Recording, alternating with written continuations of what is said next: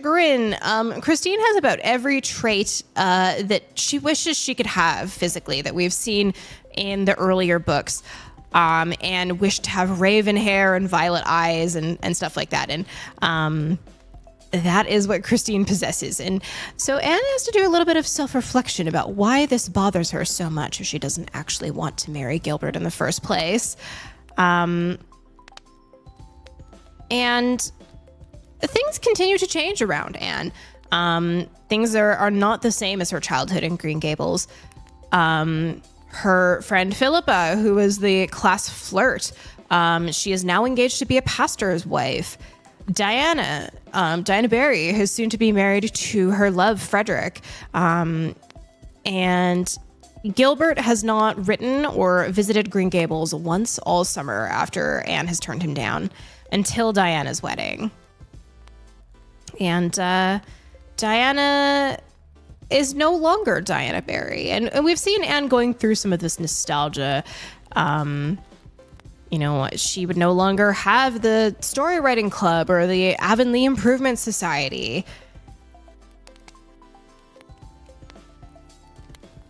It's, we've also seen Anne getting a lot of relationship, seeing sort of different relationships and getting relationship advice from those around her, including her summer job working in Valley Road. Seeing an elderly pair who had courted for 20 years before getting engaged, and someone who turned down a rich man for love. So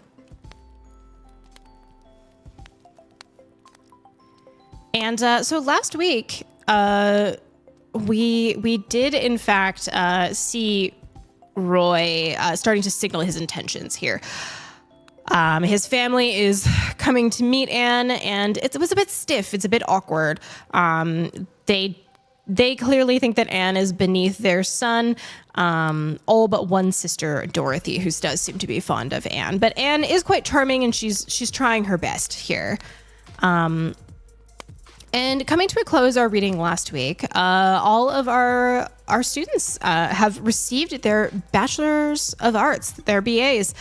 And their time at Redmond College is coming to a close. And here is where Roy Gardner makes his proposal, which is, on paper, everything that Anne should have wanted. But in a moment of clarity, before she accepts, she realizes that she does not love Roy in that way. Even though on paper it should be the right thing, she refuses him. And later, she also hears that Gilbert is rumored to be asking Christine to marry him as well. And she feels a tinge of sadness despite receiving high honors in her studies.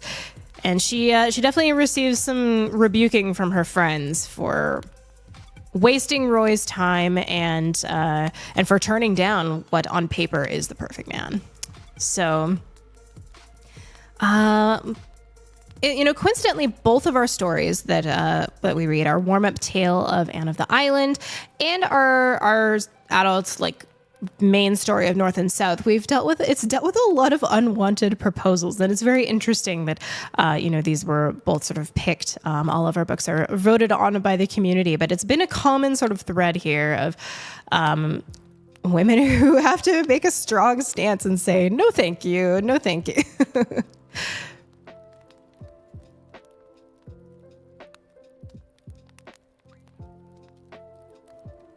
Oh, Rolrick, it is our pleasure to have you.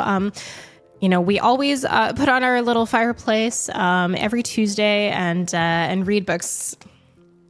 And so we're actually finishing both of our stories today, both Anne of the Island and North and South, which is very, very exciting. Always a lovely day when we get to put a bow on a book and wrap it up. We have been given permission from a self-published author, a local self-published author, local to me, who has given us permission to read her book on stream. So next week we're going to be starting a creepy, sort of a haunted house tale. Previous to now, we've only read like classic literature or stuff that has been written by community members. So this is the first time that we'll be getting like a self-published author giving us permission to read. Very exciting. Thank you, Fatangle.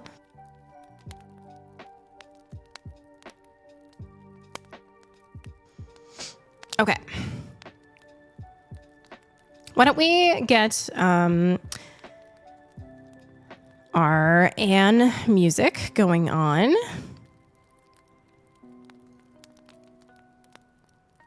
And why don't we settle in for our first chapter of the evening?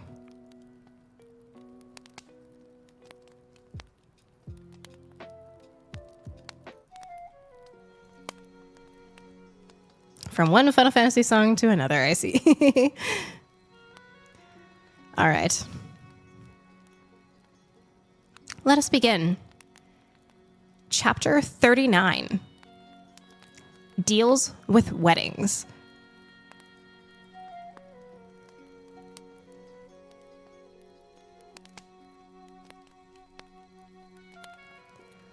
Anne felt that life partook of the nature of an anticlimax during the first few weeks after her return to Green Gables.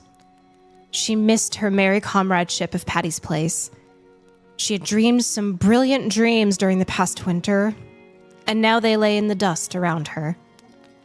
In her present mode of self-disgust, she would not immediately begin dreaming again. And she discovered that, while solitude with dreams is glorious, solitude without them has few charms. She had not seen Roy again after their painful parting in the park pavilion, but Dorothy came to see her before she left Kingsport. "I'm awfully sorry you won't marry Roy," she said. "I did want you for a sister, but you are quite right. He would bore you to death. I love him, and he is a dear, sweet boy, but he really isn't a bit interesting. He looks as if he ought to be, but he isn't." "This won't spoil our friendship, will it, Dorothy?" Anne had asked wistfully. "No, indeed. You're too good to lose. If I can't have you for a sister, I mean to keep you as my chum anyway. Don't fret over Roy. He's feeling terribly just now. I have to listen to his outpourings every day, but he'll get over it. He always does." "Oh, always?" said Anne with a slight change of voice. "So he has got over it before?" "Dear me, yes," said Dorothy frankly. "Twice before, and he's raved to me just the same both times. Not that the others actually refused him, but they simply announced their engagements to someone else. Of course, when he met you, he vowed he had never really loved before, that the previous affairs had been merely boyish fancies, but I don't think you need worry." Anne decided not to worry. Her feelings were a mixture of relief and resentment. Roy had certainly told her she was the only one he had ever loved. No doubt he believed it. But it was a comfort to feel that she had not, in all likelihood, ruined his life. There were other goddesses, and Roy, according to Dorothy, must needs be worshipping at some shrine.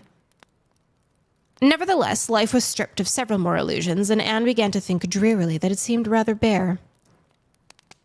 She came down from the porch gable on the evening of her return with a sorrowful face.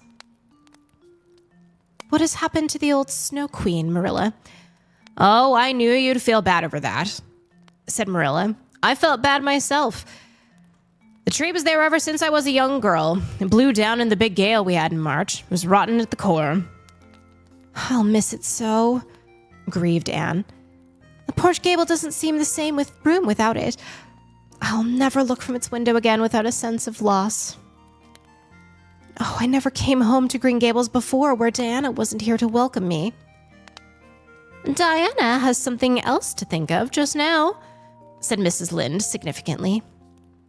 "Well, tell me all of the Avonlea news," said Anne, sitting on the porch steps where the evening sunshine fell over her hair in a fine golden rain.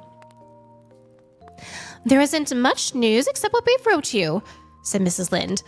"I suppose you haven't heard that Simon Fletcher broke his leg last week? It's a great thing for his family. They're getting 100 things done that they always wanted to do, but couldn't as long as he was about, that old crank." "He came of an aggravating family," remarked Marilla. aggravating. Well, rather, his mother used to get up in the prayer meetings and tell all their children's shortcomings and ask prayers for them. Of course, it made them mad and worse than ever. You haven't told Anne the news about Jane, suggested Marilla. Oh, Jane, sniffed Mrs. Lynde. Well, she conceded grudgingly, Jane Andrews is home from the West, came last week. She's going to be married to a Winnipeg millionaire. You may be sure Mrs. Harmon lost no time in telling it far and wide. Dear old Jane, I'm so glad, said Anne heartily. She deserves the good things of life. Oh, I ain't saying a thing against Jane. She's a nice enough girl. But she certainly isn't in the millionaire class, and you'll find there's not much to recommend that man but his money, that's what. Mrs. Harmon says he's an Englishman who has made money in mines, but I believe he'll turn out to be a Yankee. He certainly must have money, for he's showered Jane with jewelry. Her engagement ring is a diamond cluster so big it looks like a plaster on Jane's fat paw. Mrs. Lynde could not keep some of the bitterness of her tone. Here was Jane Andrews, that plain little plodder engaged to a millionaire, while Anne, it seemed, was not yet bespoken by anyone, rich or poor. And Mrs. Harmon Andrews did brag insufferably. What has Gilbert been doing to at college? Asked Marilla. I saw him when he came home last week, and he's so pale and thin I hardly knew him. He studied very hard last winter, said Anne. You know, he took high honors in classics with the Cooper Prize. It hasn't been taken for 5 years, so I think he's rather run down. We're all a little tired. Anyhow, you're a BA, and Jane Andrews isn't, and never will be, said Mrs. Lynde with gloomy satisfaction. A few evenings later, Anne went down to see Jane, but the latter was away in Charlottetown getting sewing done. Mrs. Harmon had informed Anne proudly. Of course, an Avonlea dressmaker wouldn't do for Jane under the circumstances. I've heard something very nice about Jane, said Anne. Yes, Jane has done pretty well, even if she isn't a BA, said Mrs. Harmon with a slight toss of her head. Mr. Inglis is worth millions, and they're going to Europe on their wedding tour. When they come back, they'll live in a perfect mansion of marble in Winnipeg. Jane has only one trouble. She can cook so well, and her husband won't let her cook. He's so rich, he hires his cooking done. They're going to keep a cook and 2 other maids and a coachman and a man of all work. But what about you, Anne? I don't really hear anything of your being married after all the college going. Oh, laughed Anne. I'm going to be an old maid. I really can't find anyone to suit me. It was rather wicked of her. She deliberately meant to remind Mrs. Andrews that if she became an old maid, it was not because she had not at least one chance of marriage. But Mrs. Harmon took swift revenge. Well, an over-particular girl generally gets left, I suppose. What's this I hear about Gilbert Blythe being engaged to a Miss Stewart? Charlie Sloane tells me she's perfectly beautiful. Is it true? I don't know if it's true he is engaged to Miss Stewart, replied Anne with Spartan composure. But it certainly is true that she is very lovely. I once thought you and Gilbert would have made a match of it, said Mrs. Harmon. If you don't take care, Anne, all of your bows will slip through your fingers. Anne decided not to continue her duel with Mrs. Harmon. You cannot fence with an antagonist who met rapier thrust with a blow of battle axe. Since Jane is away, she said, rising haughtily, I don't think I can stay longer this morning. I'll come down when she comes home. Do, said Mrs. Harmon effusively. Jane isn't a bit proud. She just means to associate with her old friends the same as ever and will be real glad to see you. Jane's millionaire arrived the last of May and carried her off in a blaze of splendor. Mrs. Lynde was spitefully gratified to find Mr. Inglis was every day of 40 and short and thin and grayish. Mrs. Lynde did not spare him in her enumeration of his shortcomings, you may be sure.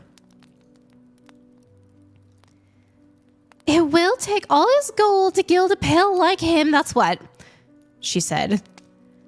He looks kind and good-hearted, said Anne loyally. I'm sure he thinks the world of Jane. Said Mrs. Rachel. Philippa Gordon was married the next week, and Anne went over to Bolingbroke to be her bridesmaid. Phil made a dainty fairy of a bride. And the Reverend Joe was so radiant in his happiness that nobody thought him plain. "We're going for a lover's saunter through the land of Evangeline," said Phil, "and then we'll settle down on Patterson Street. Mother thinks it is terrible. She thinks Joe might at least take a church in a decent place, but the wilderness of the Patterson slums will blossom like the rose for me if Joe is there. Oh, Anne, I'm so happy. My heart aches with it." Anne was always glad in the happiness of her friends, but it's sometimes a little lonely to be surrounded everywhere by happiness that is not your own. And it was just the same when she went back to Avonlea. This time it was Diana who was bathed in the wonderful glory that comes to a woman when her firstborn is laid beside her. Anne looked at the white young mother with a certain awe that had never entered her feelings for Diana before. Could this pale woman with the rapture in her eyes be that little black-curled, rosy-cheeked Diana she'd played with in varnished school days? It gave her a queer, desolate feeling that she herself somehow belonged only in the past years and had no business in the present at all. "Isn't he perfectly beautiful?" said Diana. The little fat fellow was absurdly like Fred, just as round, just as red. Anne could really not say conscientiously that she thought him beautifully, but she vowed sincerely that he was sweet and kissable and altogether delightful.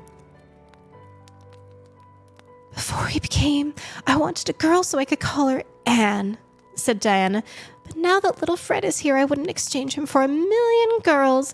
He just couldn't have been anything but his own precious self."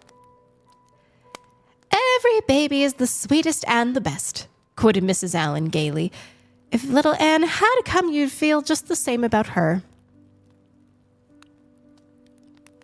Mrs. Allen was visiting in Avonlea for the first time since leaving it. She was gay and sweet and sympathetic as ever. Her old girl friends had welcomed her back rapturously. The reigning minister's wife was an estimable lady, but she was not exactly a kindred spirit. "I can hardly wait until he gets old enough to talk," sighed Diana. "I just long to hear him say mother. And oh, I'm determined that his first memory of me shall be a nice one. The first memory I have of my mother is her slapping me for something I had done.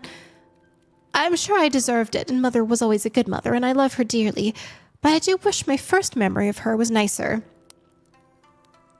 I have just one memory of my mother, and it is the sweetest of all my memories," said Mrs. Allen. "I was 5 years old and had been allowed to go to school one day with my 2 older sisters. When school came out, my sisters went home in different groups, each supposing I was with the other. Instead, I had run off with a little girl that I'd played with at recess. We went to her home, which was near school, and started making mud pies. We were having a glorious time when my older sister arrived, breathless and angry. 'You naughty girl,' she cried, snatching my reluctant hand and dragging me along with her. 'Come home this minute. Oh, you're going to catch it. Mother is awful cross, and she's going to give you a good whipping.' I had never been whipped. Dread and terror filled my poor little heart. I'd never been so miserable in all my life as I was on that walk home. I had not meant to be naughty. Femi Cameron had asked me to go home with her, and I had not known it was wrong to go. And now I was to be whipped for it. When we got home, my sister dragged me into the kitchen where Mother was sitting by the fire in the twilight. My poor wee legs were trembling so that I could hardly stand, and Mother just took me up in her arms without one word of rebuke or harshness, kissed me and held me close to her heart. 'I was so frightened you were lost, my darling,' she said tenderly. I could see the love shining in her eyes as she looked down on me. She'd never scolded or reproached me for what I had done, only told me I must never go away again without asking permission. She died very soon afterwards. That's the only memory I have of her. Isn't it a beautiful one?' Anne felt lonelier than ever as she walked home, going by way of the Birch Path and Willowmere. She had not walked that way for many moons. It was a darkly purple, bloomy night. The air was heavy with blossom fragrance, almost too heavy. The cloyed senses recoiled from it as from an overfull cup. The birches of the path had grown from the fairy saplings of old to big trees. Everything had changed. Anne felt she would be glad when the summer was over and she was away at work again. Perhaps life would not seem so empty then. I've tried the world, it wears no more the coloring of romance it wore, sighed Anne, and was straightway much comforted by the romance in the idea of the world being denuded of romance. End of chapter 39.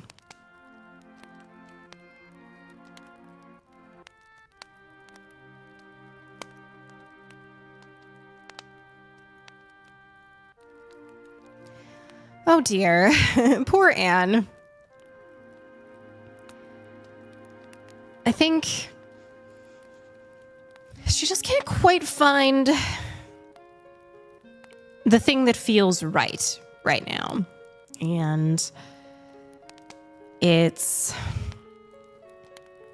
making her feel like she doesn't really have like any place, even back in her home, where we've spent 3 books, associating Avonlea as the one place that she belongs.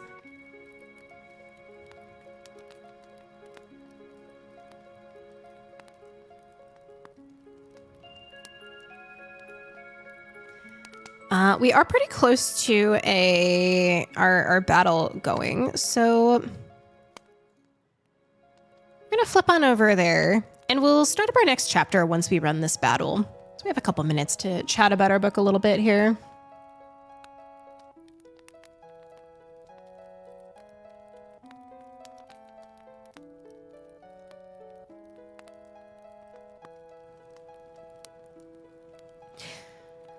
So we still have 2 chapters to go for our reading of Anne tonight. Not super long ones.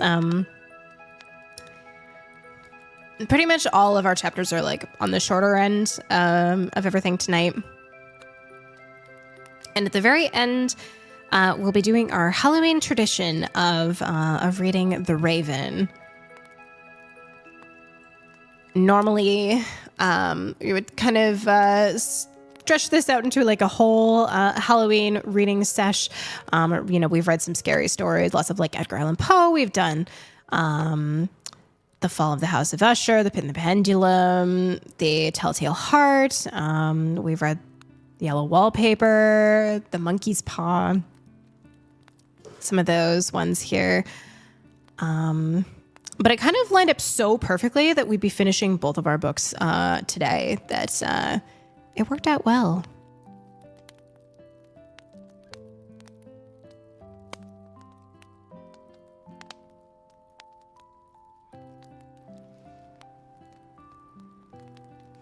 So when we're coming on into our next chapter of Anne, it's going to be touching on a character that we haven't seen too much of since book 2, Miss Lavender. So Miss Lavender was an old spinster that lived in this dreamy little lodge called Echo Lodge.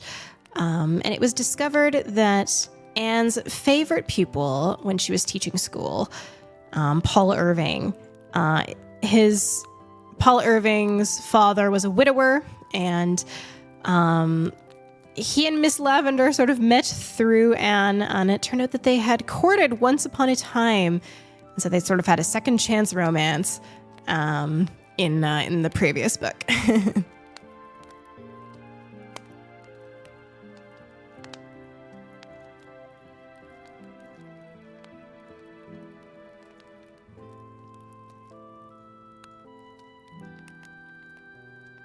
Perfect, you guys. Thank you so much for dropping in on our Stream Raiders battle tonight.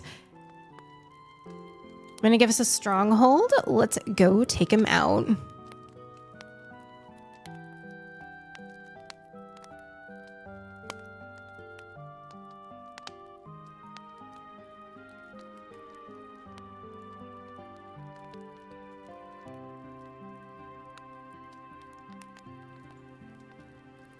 Currently Aardvark and Chubby Bear Chef in most kills and assists. Great job, you guys. And Chubby Bear Chef and Arcaria 12 getting our random rewards.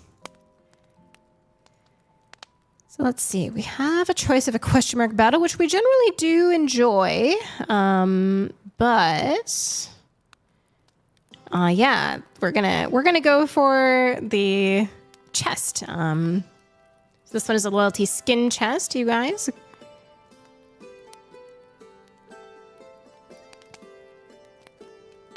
throw one down for you here. Put down a Colin Robinson for you. The last season of What We Do in the Shadows has started, and man, I am not ready for that show to end.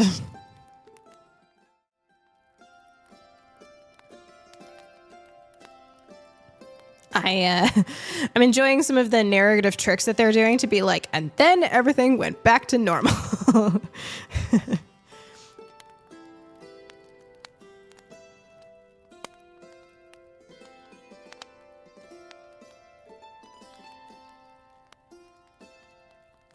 All right, let's jump on in to our next chapter of Anne. We'll have a Pokemon spawning in just about a minute here. But let's cozy up for chapter 40, A Book of Revelation. The Irvings came back to Echo Lodge for the summer, and Anne spent a happy 3 weeks there in July. Miss Lavender had not changed. Charlotta the Fourth was a very grown-up young lady now, but still adored Anne sincerely. When all's said and done, Miss Shirley, ma'am, I haven't seen anyone in Boston that's equal to you, she said frankly. Paul was almost grown up too. He was 16, his chestnut curls had given place to close-cropped brown locks, and he was more interested in football than fairies. But the bond between him and his kind old teacher still held. Kindred spirits alone do not change with changing years. It was a wet, bleak, cruel evening in July when Anne came back to Green Gables. One of the fierce summer storms which sometimes sweep over the Gulf was ravaging the sea. As Anne came in, the first raindrops dashed against the panes. "Was that Paul who brought you home?" asked Marilla. "Why did you make him stay all night? It's going to be a wild evening." "He'll reach Echo Lodge before the rain gets very heavy, I think. Anyway, he wanted to go back tonight." "Well, I've had a splendid visit, but I'm glad to see you dear folks again. East-west, home is best. Davy, have you been growing again lately?" "I growed a whole inch since you left," said Davy proudly. "I'm tall as Milty Bolter now. Ain't I glad he'll stop crowing about being bigger. Say, Aunt, did you know Gilbert Blythe is dying?" Anne stood quite silent and motionless, looking at Davy. Her face had gone so white that Marilla thought she was going to faint. "Davy, hold your tongue," said Mrs. Rachel angrily. "Anne, don't look like that. Don't look like that. We didn't mean to tell you so suddenly." "Is it true?" asked Anne in a voice that was not hers. "Gilbert is very ill," said Mrs. Lynde gravely. "He took down with typhoid fever just after you left for Echo Lodge. Did you never hear of it?" "No," said that unknown voice. "It was a very bad case from the start. The doctor said he'd been terribly run down.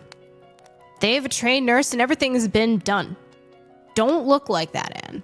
While there's life, there's hope." "Mr. Harrison was here this evening and he said they had no hope," reiterated Davy. Marilla, looking old and worn and tired, got up and marched Davy grimly out of the kitchen. "Oh, don't look so, dear," said Mrs. Rachel, putting her kind old arms around the pallid girl. "I haven't given up hope. Indeed, I haven't. He's got a blithe constitution in his favor, that's what." Anne gently put Mrs. Lynde's arms away from her, walked blindly from the kitchen, through the hall, up the stairs to her old room. At its window, she knelt down, staring out unseeingly. It was very dark. The wind was beating down over the shivering fields. The haunted wood was full of the groans of mighty trees wrung in the tempest, and the air throbbed with the thunderous crash of billows from the distant shore. And Gilbert was dying.